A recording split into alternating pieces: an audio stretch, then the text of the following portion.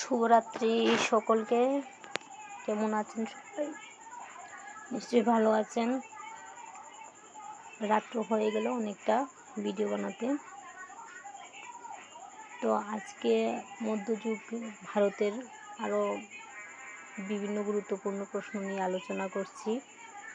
আপনারা যারা বিভিন্ন কম্পারেটিভ এক্সাম দেবেন, যেমন আমাদের ত্রিপুরা থেকে যেমন কিছুদিন পরে পরীক্ষা হবে Tripura high court group D, LDC stenographer, তারপর আরও যেমন এসএসসি এমটিএস সিজিএল, এগুলোর জন্য খুবই গুরুত্বপূর্ণ এই ক্লাসটা। তো শেষ পর্যন্ত অবশ্যই দেখবেন। তো চলো শুরু করি আজকের কয়েকটি বিশেষ প্রশ্ন নিয়ে আলোচনা। আমি বিস্তারিত বলবো না, শর্টেই বলছি, কারণ বিস্তারিত করতে গেলে অনেক লম্বা হবে ভিডিও।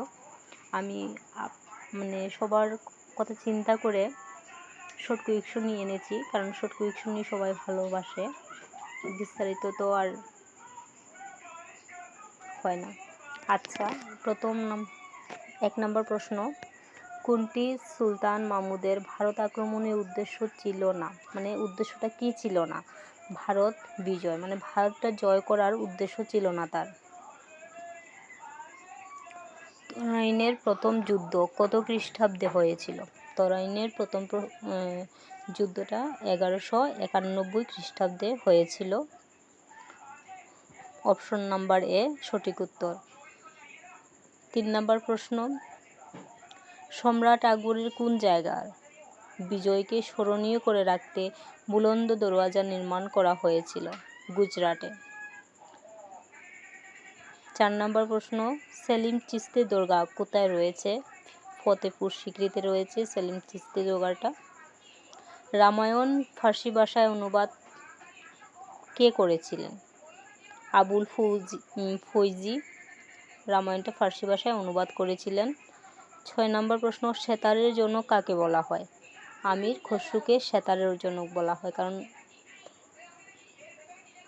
তারপর দেখো 7 নম্বর প্রশ্ন, কোন মুঘল সম্রাট তার পিতাকে বন্দী করেছিলেন ও ভ্রাতাকে হত্যা করেছিলেন?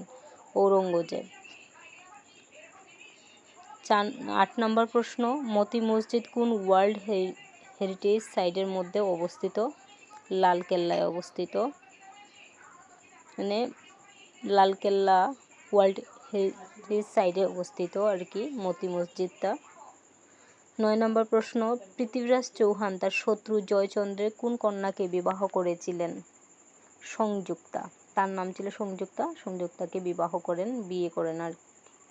10 নম্বর প্রশ্ন, ঔরঙ্গজেব তার পিতাকে কোথায় ঘরবন্দি করে রেখেছিলেন? আগ্রা ফোর্টে। অপশন নাম্বার সি সঠিক উত্তর। 11 নম্বর, কোন ওয়ার্ল্ড হেরিটেজ সাইটে ইলতুৎমিশের সমাধি রয়েছে? কুতুব মিনার। সবাই নিশ্চয়ই জানো। দেখো 12 নম্বর প্রশ্ন, পৃথ্বীরাজ চৌহানের পত্নীর বিবরণ নিয়ে লেখা পৃথ্বীরাজ রোশো কবিতাটি লিখেছিলেন কে? চাঁদ বোর্দে লিখেছিলেন। 13 নম্বর প্রশ্ন, আগ্রা দুর্গ তৈরি করেছিলেন কে? আকবর আগ্রা দুর্গটা নির্মাণ করেছিলেন। এই ছিল আজকের কয়েকটি খুবই গুরুত্বপূর্ণ বলতে পারো, কারণ যারা আপকামিং বিভিন্ন কম্পারেটিভ এক্সামের জন্য প্রিপারেশন করছো তোমাদের জন্য খুবই হেল্পফুল হবে। তো ভিডিওটা শেষ পর্যন্ত দেখবে। আর এই এতটুকুই ছিল। সবাই ভালো থাকবেন, সুস্থ থাকবেন। সবাইকে জানাই শুভরাত্রি। সবার দিন ভালো কাটুক এই কামনাই রাখি।